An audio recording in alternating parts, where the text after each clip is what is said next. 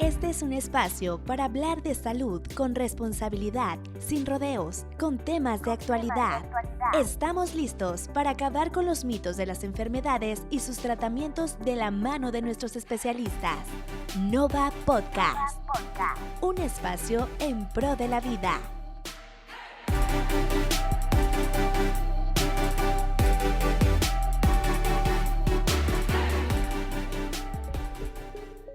Hoy nos acompaña la doctora Carla Sánchez Ruiz, egresada de la Universidad Juárez del estado de Durango. Cuenta con más de una década de experiencia en endocrinología, una rama de la medicina que estudia las funciones y las alteraciones de las glándulas endocrinas. Desde el 2017 es directora de la Clínica de Diabetes de la Secretaría de Salud del estado de Durango, donde día con día examina enfermedades nutricionales y hormonales.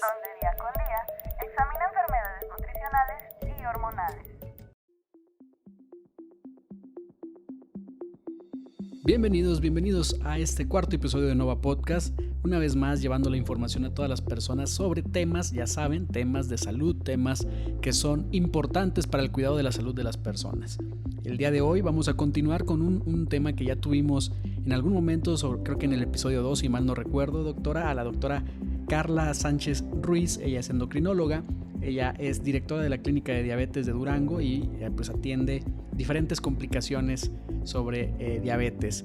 En esa ocasión recordarán que estuvimos hablando sobre todo de pues, las causas, lo que origina la diabetes, cómo funciona esta enfermedad o cómo se manifiesta esta enfermedad.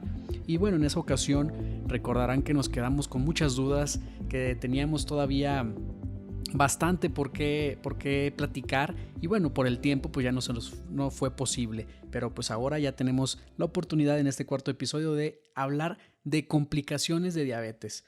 Doctora, pues recordará eso, ¿no? Que hay muchas complicaciones y usted nos mencionaba algunas de ellas. Y pues, ¿por dónde empezamos, doctora? ¿Qué nos podemos iniciar? ¿Cómo podemos empezar a describir estas complicaciones? Bueno, pues acá la cuestión con diabetes, sin duda, yo creo que siempre cuando a una persona le dan el diagnóstico de diabetes, lo primero que se le viene a la mente pues es esta parte, ¿no? Las complicaciones. Es lo que uno luego se imagina de que, híjole, tengo diabetes, voy a perder la vista, voy a terminar con insuficiencia renal, me van a amputar un pie. Entonces, creo que siempre el mencionar o el hablar de diabetes es algo que termina uno imaginándose, ideando que es algo que irremediablemente va a pasar, estas complicaciones, ¿no? Y pues realmente sí es algo que tenemos que tener pues en mente siempre que nosotros veamos y atendamos un paciente con diabetes, ya que per se pues la diabetes no da muchos síntomas en inicio en muchas personas, es silenciosa. Y entonces por ese motivo pues la gente no se cuida o hace caso omiso en indicaciones simples que implican mucho esfuerzo, como es cambiar la alimentación, hacer ejercicio. Y entonces al ir descuidando estos puntos, pues el tener de manera crónica la glucosa elevada nos va a ir dando pie a tener pues todas estas complicaciones, ¿no? Entonces básicamente las más conocidas o las principales pues son esas, la afección en los ojos, que la más común pues es la retinopatía diabética, seguida también o a la par, más bien dicho, de la nefropatía diabética, que es la afección renal, que es la que nos lleva a ser la primera causa de insuficiencia renal crónica o de falla renal y que terminan necesitando tratamiento de diálisis. Y pues otra que es muy impactante para las personas pues es esa afección periférica en la cual termina con pie diabético y muchas veces pues a sufrir amputaciones, ¿no? Pero pues la diabetes, como es una enfermedad realmente vascular, pues puede tener impacto en cualquier órgano. O sea, si nosotros nos ponemos a ver, en la boca hay complicaciones, existe periodontitis, que esto complica a la vez la diabetes y hace que las personas también pierdan dientes, tengan adoncias. Entonces, órgano que nosotros veamos, órgano que se va a afectar por la diabetes, el intestino, el corazón. De hecho, de lo que más fallece una persona con diabetes es de enfermedades cardiovasculares, no tanto de una insuficiencia renal o una amputación, no. De lo que fallecen es finalmente de un infarto, de una embolia, una cosa así. Justo en días recientes me pasó o tuve la oportunidad de platicar por ahí con algunas personas y la verdad es que fue muy sorpresivo para mí el que, bueno, esta persona comentaba que pues ha sido detectada con diabetes desde hace algunos años, pero que en realidad pues no tiene ningún control, no tiene ningún control de estas complicaciones, que al final de cuentas la persona manifestaba que no ha sido pues limitante el poder seguir consumiendo refresco y algunas otras cuestiones, ¿no? Que de hecho al contrario, que cuando lo había intentado dejar, que pues había sentido mareos y se había descompensado, por así decirlo, ¿no?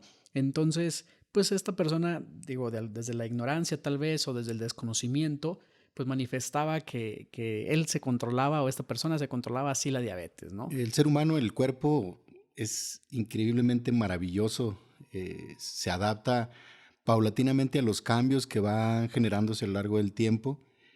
El problema es que esos cambios no los resiente y esa adaptación va provocando que el cuerpo se acostumbre, especialmente en el tema de diabetes, cuando un exceso de azúcar provoca que los pequeños capilares, los vasos más pequeños que tenemos en el cuerpo, provoca que se rompan, se haga una ruptura precisamente porque la sangre se vuelve un poco más viscosa, por así decirlo. El exceso de azúcar en cualquier solución provoca pues, que el estado líquido habitual se haga más denso, más espeso, y esos son los primeros cambios, los primeros daños que el cuerpo resiente.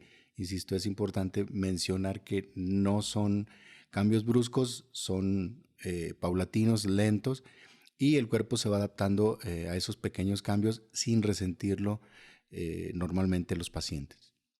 Bueno, eso que comentaba, doctora, es pues un daño en la vista, pues termina siendo algo, pues vaya, muy evidente, muy palpable, por así decirlo. Y pues hay complicaciones que no son tan evidentes, ¿no? Hay algunas que son pequeños daños que se van dando poco a poco, que a lo mejor no vemos, que no sentimos, que no lo podemos dimensionar de una manera más directa. ¿Qué nos puede hablar de estos pequeños daños? ¿Cuáles son estos pequeños daños que son no tan evidentes para nuestro sistema o para nuestra situación, pero que están ahí? Es que es esto, o sea, son daños tan paulatinos y progresivos que uno los va asimilando o cree que es algo normal por la edad, por el cansancio. Por ejemplo, una de las complicaciones más graves es la neuropatía diabética y esa muchas veces pasa desapercibida y la gente no la trata y hasta como médico se nos va en veces el diagnosticarla, el tratarla bien. La neuropatía diabética es que por esta elevación crónica de glucosa, los vasos sanguíneos vasos, digamos, al dañarse dejan de nutrir al nervio. Y los nervios, digamos, están en todo nuestro cuerpo. Los nervios son básicos para poder comunicarnos con el medio exterior, recibir señales, movernos nuestros músculos, todo, ¿no? Y entonces al tener un fallo en esos nervios, hay cambios que en veces la gente empieza a sentir como dormidos, los dedos. De hecho, la tipo de neuropatía más común en medicina la llamamos neuropatía periférica simétrica distal. Y esta es porque se afecta la sensibilidad y puede ser como en los dedos, como guantes. La gente lo describe como que se me adormecieron las manos, como si trajera unos guantes. O en los en los pies, que lo llaman como de calcetín, ¿no? Entonces, a mí esa se me hace una de las complicaciones más feas, más serias, porque puede sentir muchas cosas el paciente. Puede sentir calor, puede sentir que le queman los pies, que le queman las manos, puede sentir frío, puede sentir entumecimientos, pero a mí la más grave que se me hace de todas ellas es que dejan de sentir dolor. Entonces, al no sentir dolor, pues la piel se va a exponer a muchos daños. Y entonces, por ejemplo, en los pies, al no sentir, por ejemplo, si el zapato tiene por dentro algo que cambia la estructura del zapato y le empieza a hacer roce o le empieza a hacer un bordito por ahí, entonces si el paciente no lo siente, o hay veces peor, ¿no? Que me ha tocado ver que se le metió una piedrita o se le metió una moneda, que traen un cuerpo extraño ya en el zapato. Entonces se van y caminan y están todo el día arriba para abajo con un mal calzado o con esa cosa dentro del zapato, y al final del día que se lo quitan y ven, caray, ¿por qué tengo una herida? ¿Por qué tiene sangre en mi calcetín? ¿O qué está pasando aquí, no? Y entonces, pues ni les duele. Me dicen, bueno, no pasa nada. Y entonces, al no atenderse esa herida, esas heridas empiezan como una ampolla muchas veces, se abren, se crea una úlcera, la úlcera crece, se infecta, y es lo que al final de cuentas termina en una amputación, ¿no? Entonces, las neuropatías son terribles porque esto empezó por no sentir, y entonces eso es como que uno de los datos que dice uno, ya tenía tiempo sin sentir, ¿desde cuándo no siente? Pero como no molesta, porque no duele, entonces el paciente pues dice, no pasa nada, ¿no? Y así hay muchos cambios neuropáticos que van ocurriendo. Por ejemplo, hay neuropatías también viscerales y entonces en algunas de ellas, también en los pies, por ejemplo, se afectan vísceras o se afectan órganos que están inervados pero que no son consciente uno de ellos, ¿no? Como las glándulas del sudor. Entonces, al afectarse, y esto hace que en el pie deje de producirse sudor y se vuelve seco el pie. Entonces, cuando la piel está seca, se hace más fácil de romper, no está lubricada, y eso también nos lleva más al desarrollo del pie diabético, ¿no? Otros órganos, por ejemplo, básico, el intestino. Y entonces, al estar mal la inervación intestinal, hay veces que el paciente empieza con diarrea y diarrea y diarrea. Y creen que es una infección y se van y se hacen exámenes y se hacen pruebas y, por ejemplo, siempre digo como paréntesis, ¿no? Como médico a mí me causa mucho, no sé, ahí ya de ansias, ¿no? De que se sigue haciendo mucho el examen de reacciones febriles, ¿no?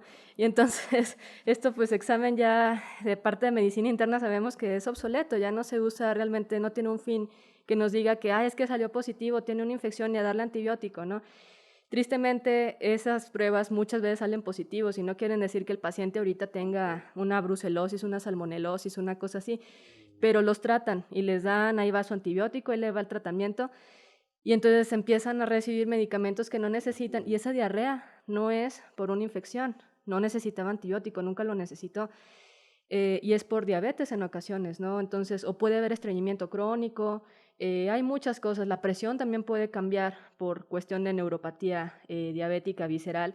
Entonces, son tantas cosas que también digo, como médicos hay veces que se nos van y que las tiene el paciente, pero no las pensamos. O hay veces también que lo achacamos de más hacia la diabetes, ¿no?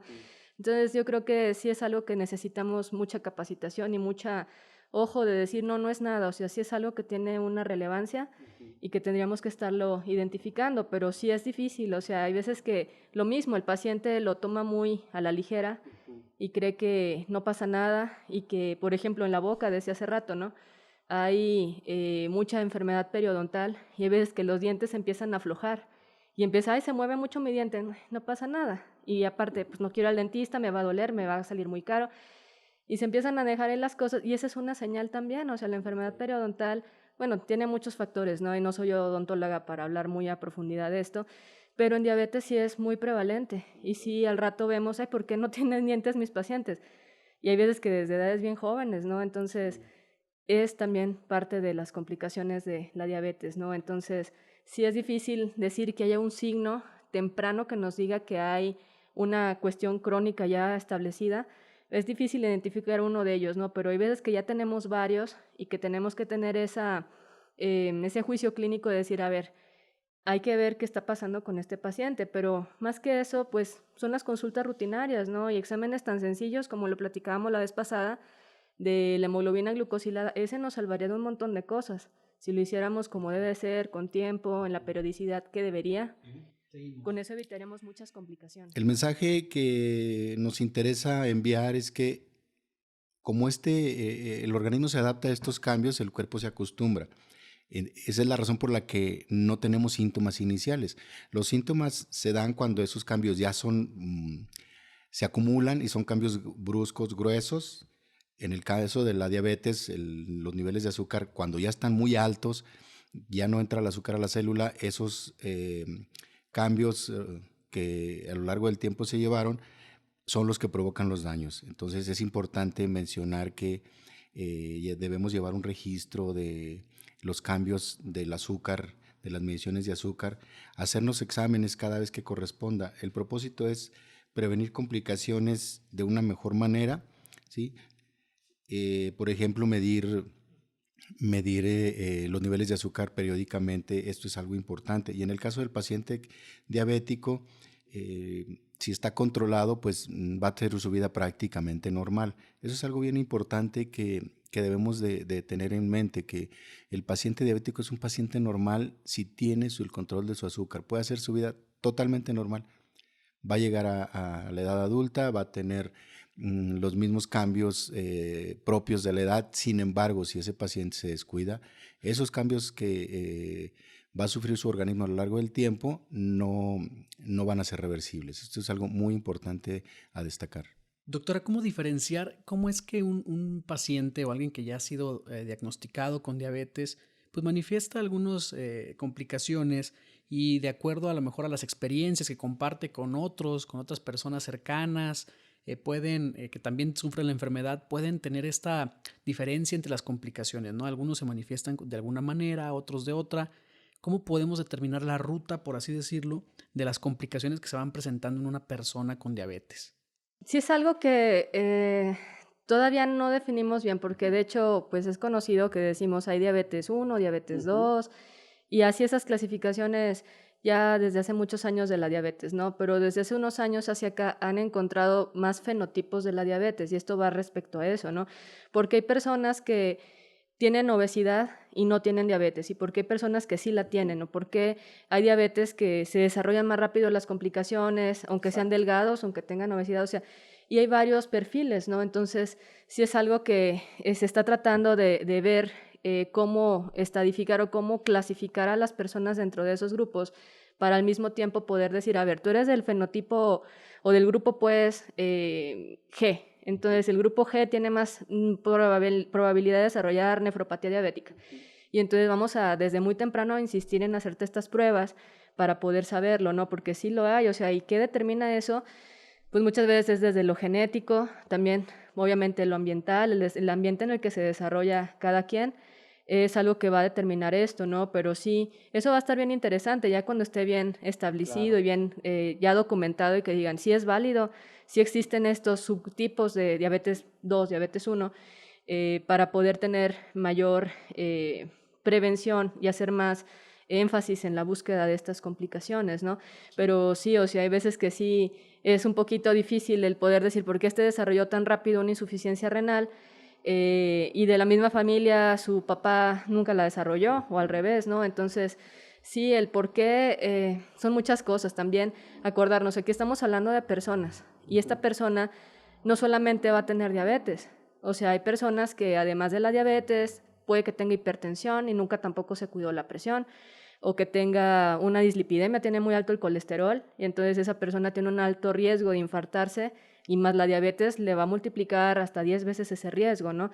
Entonces, tal vez también este tipo de factores, estas otras enfermedades, van a ser más probable que vayan a desarrollar una u otra complicación. Y bueno, claro está, también entra el estilo de vida, ¿no? El estilo de vida y pues la alimentación, el estilo de vida de las personas y otros factores, pues que las personas vayan dimensionando que la enfermedad, pues cada enfermedad o en cada caso va a actuar de manera particular, ¿no? Y que cada situación, cada síntomas, cada complicaciones en cada persona, pues va a ser de manera particular, y que no podemos establecer una comparativa, por así decirlo, sino que ya con el apoyo médico, pues podamos determinar en cada caso cuáles son los tratamientos, esa ruta que comentamos, ¿no? En el ámbito psicológico creo que es importante el acompañamiento. Es un tema que muchas veces no le damos la importancia real al paciente que tiene problemas de azúcar, paciente diabético.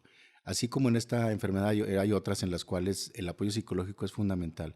Debemos centrarnos en buscar ayuda, solicitar ayuda en ese sentido para adaptarnos a la nueva vida, porque en realidad el paciente diabético tiene una vida distinta antes de detectarse su diabetes y después de detectarse su diabetes.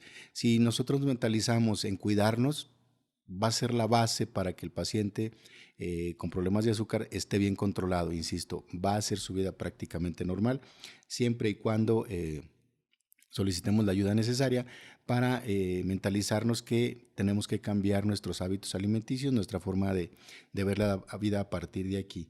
Y esto sí es importante porque la diabetes no se cura, se controla. Sin embargo, podemos sobrevivir, vivir de forma normal, insisto, siempre y cuando tengamos un adecuado control. Esa es la base del control del paciente diabético, que entendamos y aceptemos que tenemos que cuidarnos. Sí, en cuanto a esto de la diabetes, de que ya se diagnostica, eso es una realidad. O sea, muchas personas creen que se va a quitar o que se cura, ¿no? Y me ha tocado ver que llegan a control y van por una otra razón con otro médico, ¿no? Y el médico, pues que no está tan informado, les dice, sí, ya se controló, ya no usa insulina, ya no usa esto. Y ya cuando regresan conmigo, así de que otra vez está descontrolado, a ver qué pasó, y es que me quitaron, y es que me hicieron. Y hay veces que sí, o sea, hay veces que si atacamos la diabetes muy temprano, de una manera un tanto agresiva para bajar pronto esos niveles de glucosa, hay veces que sí se rescata el páncreas y puede suspender algunos tratamientos, y es una realidad. O hay personas que sí son muy aplicadas y que al principio sí cambiaron su estilo de vida, hacen mucho ejercicio, llevan una dieta adecuada. Sí, ellos con eso es suficiente, pero pues la realidad es que es difícil encontrar ese tipo de personas, ¿no? Entonces sí puede llegar a pasar, pero si ya la persona llega, ya tiene 10, 20 años con la diabetes, esa persona ya no va a necesitar otra cosa más que los tratamientos que se le establezcan. Y ahí lo que usted menciona, ¿no? O sea, cuando una complicación se establece, muchas veces sí así son irreversibles los daños que produce esa complicación. Por ejemplo, los nervios hasta el día de hoy no se regeneran realmente como para decir, ay, se dañó el nervio, la neuropatía, vamos a volver a hacer que crezca ese nervio, que se repare, ¿no? Y esa persona va a seguir toda la vida con los dedos dormidos, con dolor, con calambre, con que le queman, o sea, lo va a seguir sintiendo. Podemos aminorar eso con medicamentos, pero no se va a quitar, va a estar toda la vida con esas molestias y eso suena bien feo y la gente se desilusiona y se deprime, pero pues es la realidad de la enfermedad. Entonces, el objetivo de nosotros, de hecho yo siempre que diagnostico a un paciente con diabetes es hacer que eso no pase, que no lleguen a tener esas complicaciones y por eso es el echarle ganas, porque ya que apareció, por ejemplo, si alguien pierde la vista por una retinopatía, ya no hay manera, porque la retina lo que se dañan son los nervios y ahí sí, cómo hacer que se vuelvan a vivir esos nervios en la retina es bien difícil, o sea, no se va a poder. Entonces sí son cosas que son muy depresivas, digámoslo así, ya que aparecen, pero pues ese es el chiste de nosotros, evitar que El lleguen objetivo a de eso. todo esto que estamos haciendo es enviar un mensaje de que debemos informarnos, que actualmente tenemos acceso a mucha información, sin embargo, sí es importante destacar, buscar esos sitios o esos especialistas que nos den la información adecuada, concreta, real, veraz, porque hay mucha información disponible en la red en la cual mucha de esa información no es real. En vez de informar, desinformamos. Entonces, nuestro mensaje con todas estas actividades que hacemos es coadyuvar y participar en una difusión adecuada basada en hechos científicos, básicamente. Bueno, y ahorita que hablamos de la retinopatía, doctora, pues cada paciente que ya se le detectó y que llega a tratarse, digamos, en la clínica, se puede frenar este avance del problema de la vista, ¿no? De la retinopatía. Se puede frenar una vez que llegan y es detectado y que llegan obviamente al tratamiento y al control de estas complicaciones. Sí, de hecho, el chiste de esto es identificarlos y que de hecho yo creo que es el punto más importante de esta charla, ¿no? Saber que el paciente sepa, más bien dicho, pasarle este conocimiento de cómo saber si lo tengo y si ya lo tengo, cómo hacer que se detenga. Si se pudiera revertir, pues también cómo es posible que pudiese revertirse un poquito, ¿no? Y cada complicación tiene su manera de identificarlo, ¿no? Por ejemplo, en el caso de la retinopatía, la única manera es asomarse al ojo y ahí sí necesitamos que el médico, de preferencia un oftalmólogo, se asome al fondo del ojo. Hay aparatos especiales, de hecho, desde un oftalmoscopio que es algo más sencillo, portátil, que lo podemos usar cualquier médico, nos podemos asomar y ver qué está pasando en la retina, en el fondo del ojo, ¿no? Y ahí podemos empezar a detectar cambios en los cuales el paciente no va a tener ningún síntoma, no está perdiendo la vista, pero, caray, trae microhemorragias. Ese vaso está raro, está muy arrosariado, que son microneurismas. Entonces, eso cuando yo ya lo detecto, ya sé, tiene un riesgo de sangrado que puede llevarle un desprendimiento de la retina y a que pierda la vista, vamos a prevenirlo. Entonces, hay grados, ¿no? Hay grados en los que nos dice, bueno, a lo mejor con este grado, este paciente lo puedo mandar al oftalmólogo, le pueden aplicar láser y con el láser vamos a parar eso. Se va a frenar y ya no va a perder la vista. O sea, el láser no es para que recuperen la vista, el láser es para que no la pierdan, ¿sí? Entonces, ¿qué es lo que tiene que saber el paciente? Pues tiene que hacerse un fondo de ojo. Y el fondo de ojo en diabetes, cuando se diagnostica una diabetes tipo 2, tiene que empezarse a hacer cada año se tiene que hacer, a menos que el oftalmólogo encuentre algo, ¿no? Si dice, ay, ya tiene un daño avanzado, lo voy a ver cada mes, cada 3 meses, ya lo dirá el oftalmólogo, ¿no? Pero si no, cada año, y salió muy bien, no tiene muchos daños o no tiene ningún daño, hasta el otro año, y así se va haciendo cada año, porque si nunca se hace, pues no nos vamos a dar cuenta, ¿no? Entonces, en cuanto a la retinopatía es eso, o sea, hacer fondo de ojo de manera anual, y esto preferentemente con el oftalmólogo para hacerlo más completo, con el equipo como debe de ser, sería lo más adecuado. O si como médicos tenemos un buen entrenamiento para hacerlo en el consultorio, es rápido, lo podemos hacer muy sencillo, ¿no? Pero esa sería como la manera de prevenir eso. De las otras complicaciones que inclusive en México genera mucho gasto y que de hecho yo creo que se va el presupuesto en casi todas las instituciones de salud, es la nefropatía diabética. Entonces en esta lo mismo, o sea, se daña la vascularidad que está en los riñones, la parte funcional más pequeña es el glomérulo, entonces se van dañando esos vasos y eso va a hacer que por medio de los riñones empiecen a filtrar y a tirar sustancias que no deberían de aparecer en la orina, y la más importante es albúmina, que es una proteína. Entonces, ¿ahí qué pasa? ¿Qué síntomas tiene el paciente? ¿Qué sería uno de los síntomas iniciales? Pues que al orinar empiezan a ver espuma, y al ver orina espumosa dicen, caray, pues quién sabe, o sea, así orino yo, no pasa nada, ¿no? Y es una señal, o sea, la orina espumosa es proteína en la orina y eso no debería estar ahí. No esperamos ver sangre, no esperamos ver otra cosa, porque la sangre es algo que hay. Sí, claro. ¿Qué me está pasando? Estoy muy mal, ¿no? Pero esto también es muy grave. Entonces, eso con un simple examen de orina, de hecho se puede hacer al azar, no necesitamos una recolección de orina 24 horas, no. Con una muestra al azar, se llama microalbuminuria, medir la microalbuminuria, y ahí se mide. De hecho, hasta hay laminitas instantáneas, ¿no? Que se mete, se espera uno, creo que ni un minuto, es rapidísimo. 30 segundos y ya me dice, a ver, trae de tanto a tanto proteína de albúmina, tiene nefropatía y hay que ver qué hacerle, ¿no? Obviamente se complementa con otro tipo de estudios para saber qué tal están funcionando esos riñones, pero pues esa es una señal, o sea, si me dice, trae 300 de microalbuminuria, tiene una nefropatía diabética y aunque esté orinando y esté funcionando todavía bien sus riñones, ya tiene un daño. Y se tiene que tener más atención en eso. Insistimos en todo esto porque vivimos en una época en la que la tecnología facilita mucho las cosas.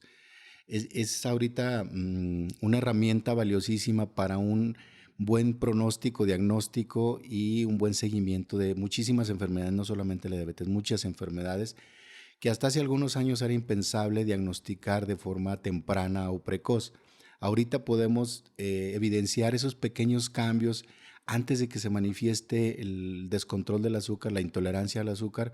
Podemos detectar esos pequeños cambios. Hay muchísimas pruebas de laboratorio para ello y por eso para nosotros es importante que la gente los conozca, que el área médica sepa que contamos con esas herramientas para un diagnóstico precoz muchísimo antes de la aparición de un cuadro de diabetes. Podemos revertir los efectos cuando el organismo todavía puede responder, reaccionar de forma positiva a esos cambios en el metabolismo de los carbohidratos, de los azúcares.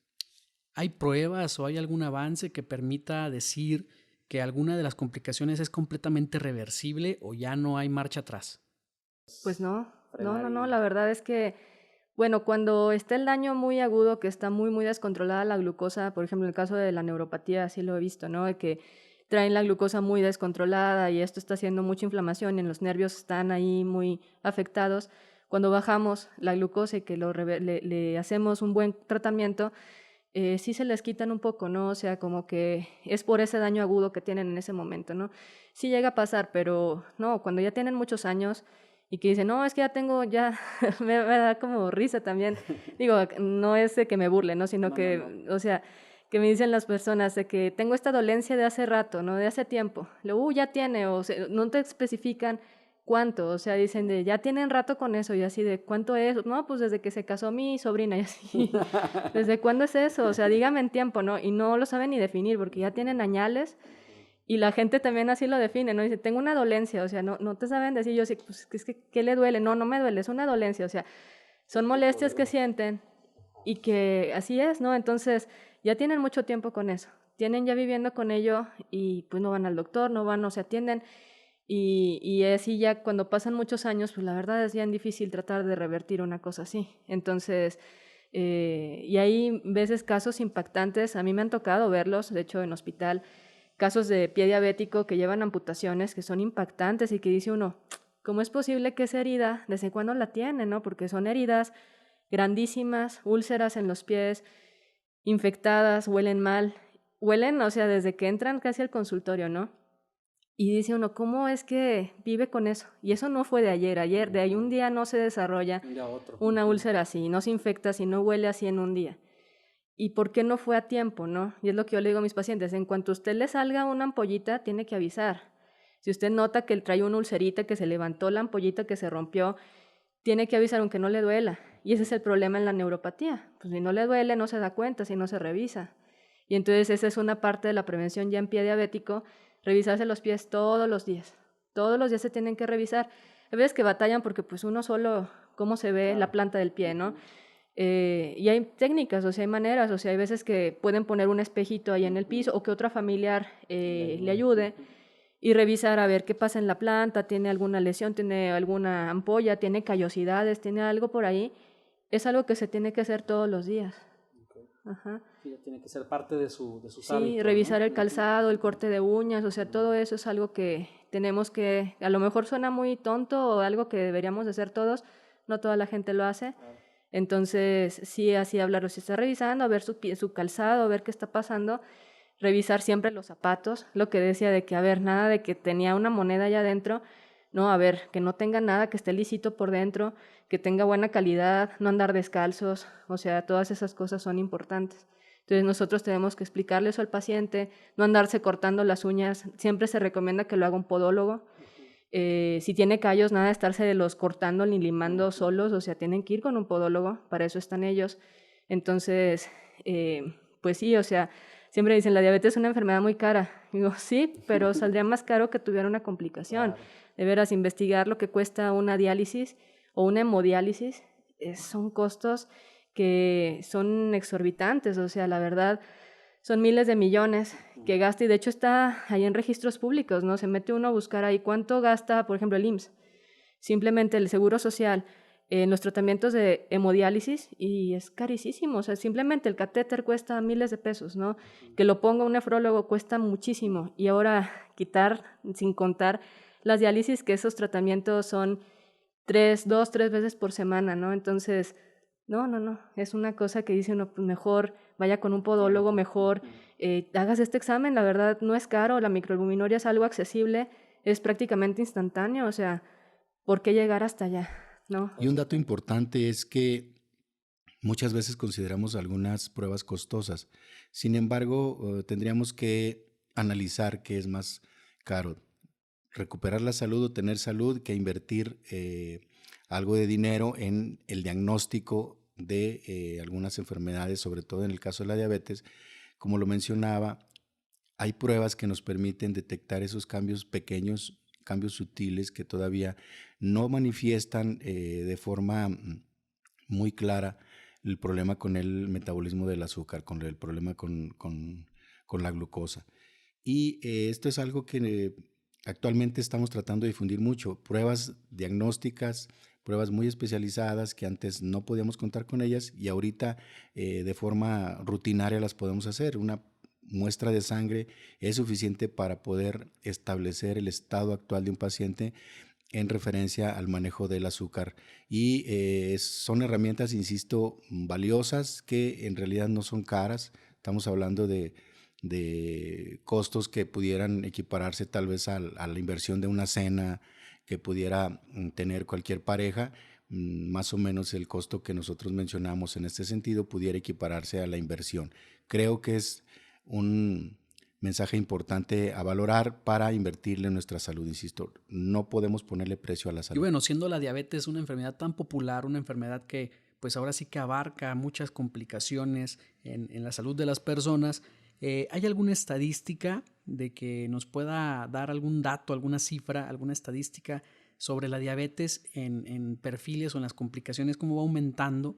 ¿En qué complicación aumenta más de acuerdo a cada perfil? ¿O hay alguna estadística más certera de esto? No, pues igual siempre la que genera más gastos por la prevalencia que tiene es la diabetes tipo 2. Y de hecho, con esta siempre hay un gran paréntesis o es la que tenemos que ponerle más atención porque cuando se diagnostica una persona con diabetes tipo 2, hay veces que ya tiene 10 años con la enfermedad Entonces, y las complicaciones, por lo general decimos, para que aparezcan es tras 10 años de que empezó la enfermedad. Entonces, por eso decimos, cuando detectamos una persona con diabetes tipo 2, en ese instante tenemos que empezar a pedirle los exámenes para detectar las complicaciones. O sea, no esperarnos de, a ver, el otro año a ver si le pido, o a ver cuándo se me ocurre revisarle los pies, o a ver cuándo le pido esto de la albuminuria. O sea, no, en cuanto lo tengo, a ver, usted me dice que, mire, ya tengo sus exámenes, tiene diabetes, hay que pedirle todos estos estudios, tiene que ir con un oftalmólogo, tiene que hacer todo este tipo de batería y yo tengo que revisarle los pies y tengo que ver cómo están las cosas y explicarle todo el cuidado.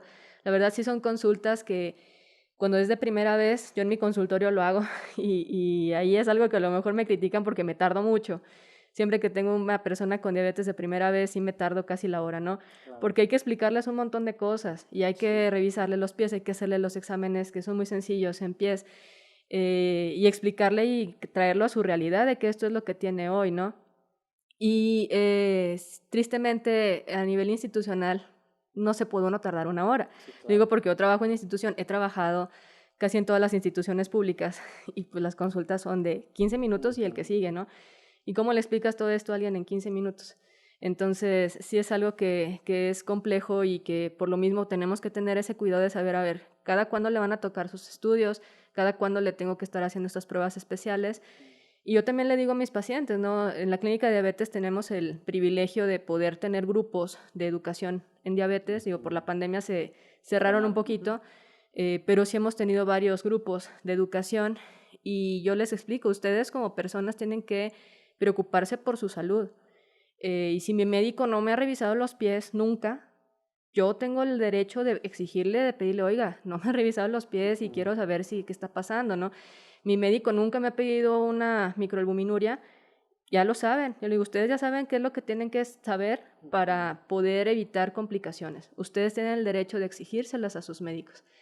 A lo mejor como médicos no nos convienen los pacientes muy informados por ese tipo de que nos van a estar exigiendo, ¿no? Pero al contrario, o sea, nos va a evitar complicaciones, nos va a evitar hospitalizaciones, va a desahogar a los sistemas de salud, porque de verdad, o sea, para estas épocas, sí, claro, la cantidad de gente que se hospitaliza por diabetes es enorme, ¿no? Y lo estamos viendo con el COVID. También quienes más se complican y fallecen por COVID son personas con estas enfermedades crónicas.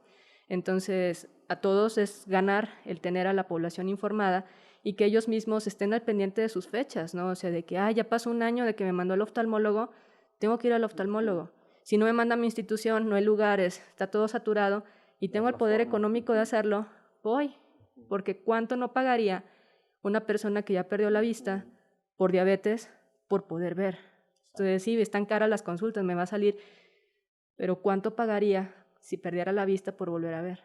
Entonces, sí, yo sé, me van a decir, es que pues son cosas que no tengo ese dinero.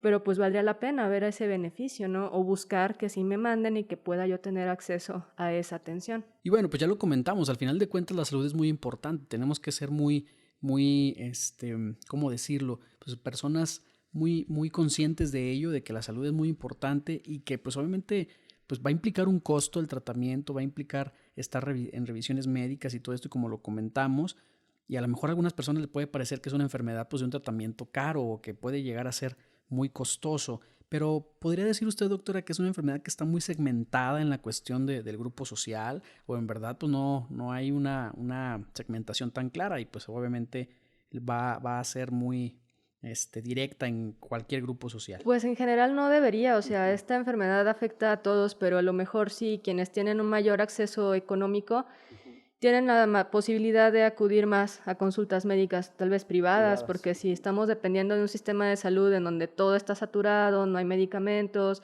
que no hay las consultas al especialista cuando uno las quisiera, entonces si por mis propios recursos puedo acceder a ello, tal vez esto sí beneficia, y de hecho sí está bien descrito, ¿no? De hecho hasta en las guías de tratamiento nos lo dicen. En la meta de tratamiento yo puedo variar un poquito a decir que ya la vez pasada lo platicamos, ¿no? La hemoglobina glucosilada, en general decimos la meta para decir que está controlado es 7.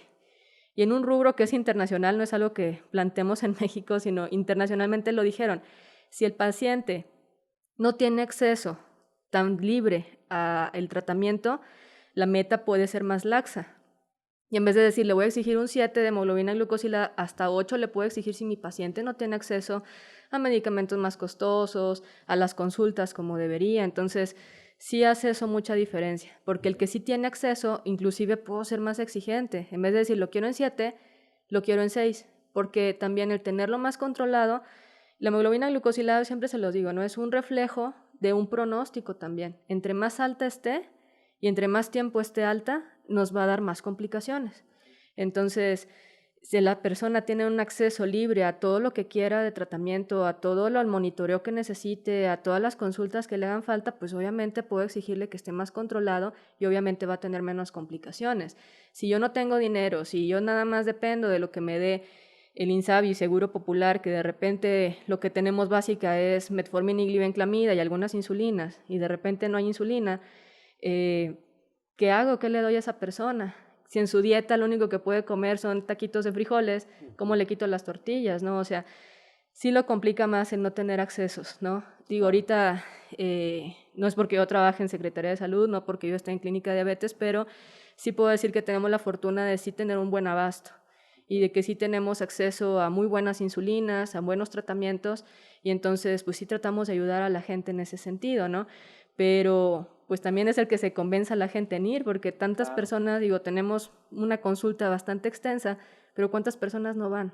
¿Y cuántas personas nunca se checan? ¿Y cuántas personas ahí están, como decimos, ¿no? Con el refresco, con la comida chatarra, con el pan todo el día, y sin hacer ejercicio, sin checarse, sin cuidarse, pues ¿qué les espera? O sea, ese es el punto, ¿no? Y pues claro, ¿no? Todo empieza por nosotros mismos, exigirle al médico, como bien lo comentaba la doctora, algunas revisiones, a lo mejor si el médico no está haciendo o aplicando alguna revisión que ya sé yo que se debe hacer cada cierto tiempo, pues bueno, exigirle al médico, estar muy pendientes de cómo va avanzando nuestro tratamiento, de cómo ha evolucionado el control de esas complicaciones.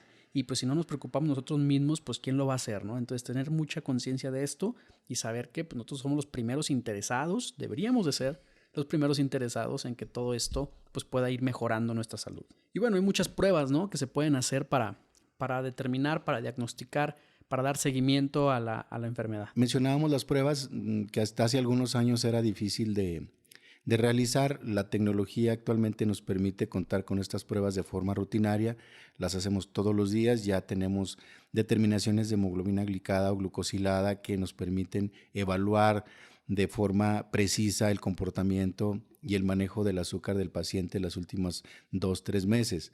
Adicionalmente tenemos pruebas como la detección de albúmina o microalbúmina en orina, que es una de las primeras alteraciones que se presentan en la intolerancia o en el manejo inadecuado del azúcar en el organismo. Esas pequeñas cantidades de proteínas hasta hace algunos años era muy difícil diagnosticarlas. Ahorita lo hacemos de forma rutinaria y nosotros las podemos cuantificar de forma muy precisa. Tenemos la tecnología afortunadamente para detectar y cuantificar esas pequeñas cantidades de proteínas. Es una prueba que se utiliza mucho, sobre todo en el diagnóstico, en el pronóstico y en el seguimiento del paciente con enfermedades como el azúcar. Hay otras pruebas, por ejemplo, la medición de insulina, que nos permite detectar de forma temprana los primeros cambios que mencionábamos inicialmente a lo largo de esta charla.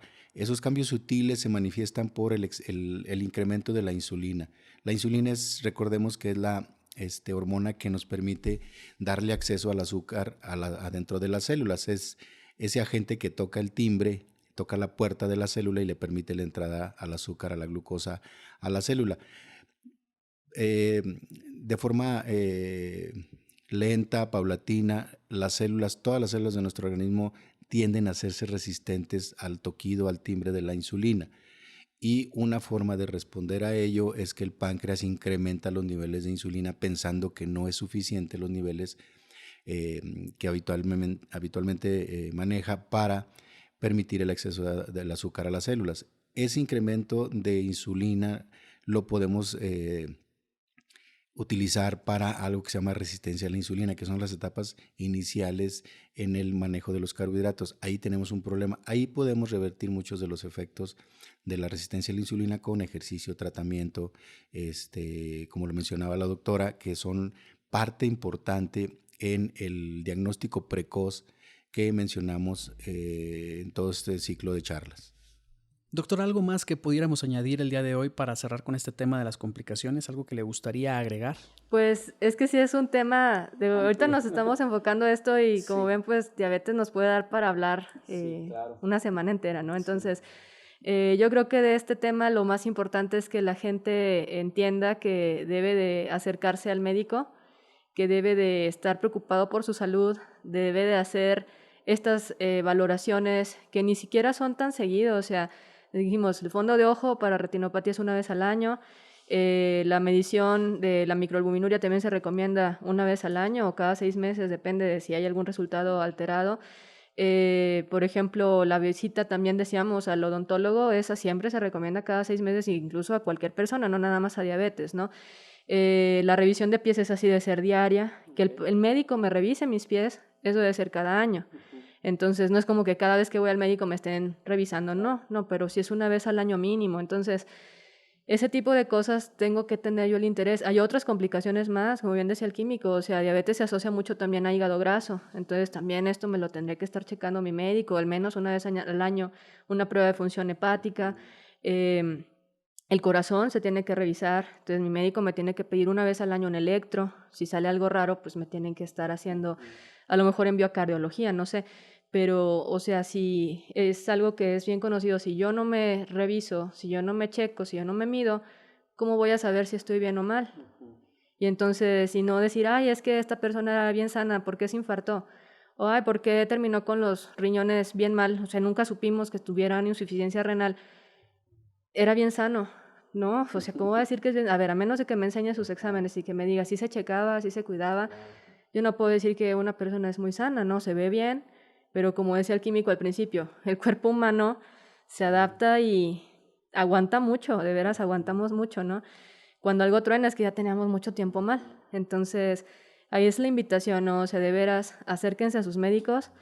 Ustedes mismos como pacientes, pues traten de informarse de esta manera de conocerse a sí mismos, ¿no? Y como lo decía, si mi médico no me está pidiendo una microalbuminuria, si hace años no me piden o nunca me han pedido una hemoglobina glucosilada, a ver, yo la puedo pedir, o sea, puedo venir aquí, me la puedo hacer y ya está bien alta, traigo 14, busco urgentemente una consulta, ¿no?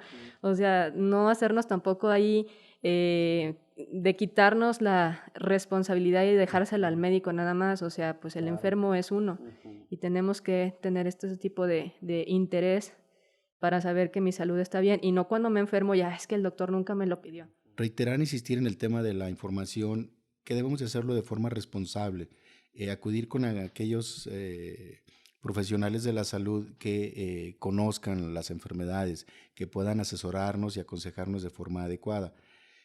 No quiere decir que no tengamos acceso a la información disponible en la red, sin embargo sí recomendamos que esta información que se consulte sea en sitios oficiales, sitios científicos, que tengan evidencia de la información que proporcionan, porque hay muchísimos mitos alrededor del tratamiento de la glucosa, desde charlatanes que dicen que la curan hasta medicamentos mágicos, medicinas mágicas que pueden proporcionar resultados en muy corto plazo. La verdad es que cuando la diabetes se instala, como lo menciona la doctora, esos cambios son irreversibles en el organismo. No los podemos detectar muchas veces porque nos adaptamos a ellos. Sin embargo, sí es importante insistir en el mensaje de informarnos de forma responsable con los especialistas o en los sitios que tengan un sustento o un respaldo científico. Me llamó mucho la atención de estos grupos educativos que comenta la doctora, porque me imagino que se acerca mucha gente que tiene dudas, inquietudes,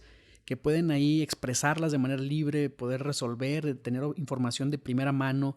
Y creo que este tipo de grupos, bueno, ojalá que puedan en algún momento retomarlos, ya sea en el próximo año o próximamente, porque me parece muy importante darle difusión también a estos grupos y, claro, poner a su disposición que pues en algún momento también nuestro podcast ayude a dar difusión a este tipo de información, que creo que el objetivo es el mismo. Claro, sí, no, eran muy bonitos, a mí me encantaban porque aunque soy especialista, yo nunca había tenido este tipo de experiencia de tener un acercamiento tan franco a la gente, ¿no? Y platicar de sus inquietudes y cada mito que me sacaban de repente y cada cosa que me decían y o experiencias que le pegan a uno, ¿no? Me acuerdo que una de las invitadas de este curso que se acercó era una persona que tenía retinopatía muy avanzada, ya estaba ciega, ¿no? Y cuando nos tocó ver esa complicación, ella habló de su experiencia de vida, de cómo es su vida ahora que no ve. No, todo el mundo llorando, ¿no? O sea, en ese grupo fue así como que, ay, no quiero terminar como ella, ¿no? Y ella diciéndoles, aprovechen que ven, cuídense, trátense, porque esto es un infierno, ¿no? O sea, no ver, pues nada más imaginarnos no ver, ¿no? Entonces, y lo bonito de este grupo es que era abierto a todo mundo. O sea, ahí sí no nos interesaba si tenía una institución de seguro social, su nivel económico, no, era el que quisiera entrar, adelante, ¿no? Y sí tuvimos muy buena respuesta, o sea, sí tuvimos un buen número de asistentes. Ojalá ya pasando esto que es un poquito más seguro, sobre todo porque pues diabetes es población de riesgo, entonces no me puedo atrever a abrirlos ahorita, ¿no? Pero ojalá podamos retomarlos. No es algo tan, era una clase a la semana por 12 semanas, 1 hora al día. Creo que es una muy buena inversión. De hecho, hay cursos que los cobran, que sale carísimo y que ahí lo estamos dando gratis, ¿no? Entonces, sí hay gente que sí lo aprovechó y que me da mucho gusto verlos, que me los topo ya en la clínica y verlos bien. Es algo muy bonito, ¿no? Pero pues ojalá llegar a más personas y invitarlos, pero pues ya cuando abramos la reapertura, porque sí, o sea, esto es prevención y eso es lo que yo quisiera que se invirtiera un poco más en nuestro país, ¿no? En informar a la gente para que prevengan y de invitarlos a que se conozcan su enfermedad. Doctora, ¿dónde podemos encontrarla? ¿Dónde podemos encontrar su clínica o su consulta? ¿Dónde podemos saber y acercarnos si tenemos algún conocido, algún familiar, alguien cercano o nosotros mismos queremos alguna revisión certera sobre diabetes? Claro, pues yo estoy en el Hospital del Parque, que está ubicado en Camino de la Aurora Boreal 109, fraccionamiento Los Remedios. Con todo gusto, igual les comparto el teléfono 618-130-3458. Con todo gusto ahí para su atención. Y pues nada más. Muchas gracias a ustedes por la invitación. Pues muchas gracias, la verdad ha sido enriquecedor, doctora, ha sido un gran tema químico. Pues nada más para cerrar, están abriendo una nueva plaza, ya tienen una nueva plaza en Plaza Doma. ¿Pudiera hablarnos del tema, por favor? Estamos ya prácticamente abriendo una nueva sucursal que es Plaza Doma, sucursal en el Boulevard Domingo Arrieta. El propósito es tener acceso mucho más sencillo a todos nuestros pacientes que son del sur de la ciudad, que no tengan que entrar al primer cuadro de la ciudad, que tengan la posibilidad de visitarnos en nuestra nueva sucursal. Y el propósito es acercar nuestros servicios lo más que se pueda a todos los sectores de la población de toda la ciudad. Esta plaza es de reciente creación, tiene algunos días de apertura y creo importante que es el mismo servicio, el mismo trato como si vinieran a la matriz de Cuauhtémoc. La dirección es Plaza Doma, Boulevard Domingo Arrieta, número 909, en el local 105. Pues bueno, este fue el 4º episodio de Nova Podcast. Ya saben que pueden escucharnos en Spotify, pueden escucharnos en YouTube. Si a alguien favorece más esta aplicación, pueden seguirnos a través de Apple Podcast, Google Podcast. Y la verdad es que se van a llevar una grata sorpresa de la información de los especialistas que están aquí con nosotros. Y también podrán ustedes estar en contacto con las redes sociales de Laboratorio Nova, donde podrán enviar preguntas o a lo mejor pueden sugerir algún tema que les gustaría que abordemos en este podcast. Y claro que nosotros invitaremos a la persona más autorizada para hablar de ello. Muchas gracias, nos escuchamos la próxima. Es nuestra misión ayudar al cuidado de la salud de las personas. Sigue de cerca Nova Podcast y envía tus preguntas y comentarios. Nova Podcast. Este podcast es realizado por Laboratorio Nova.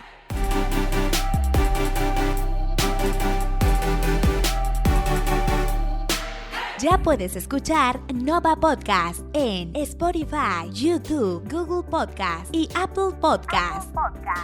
No olvides seguirnos en Facebook como labnova.mx y visita nuestro sitio web labnova.com.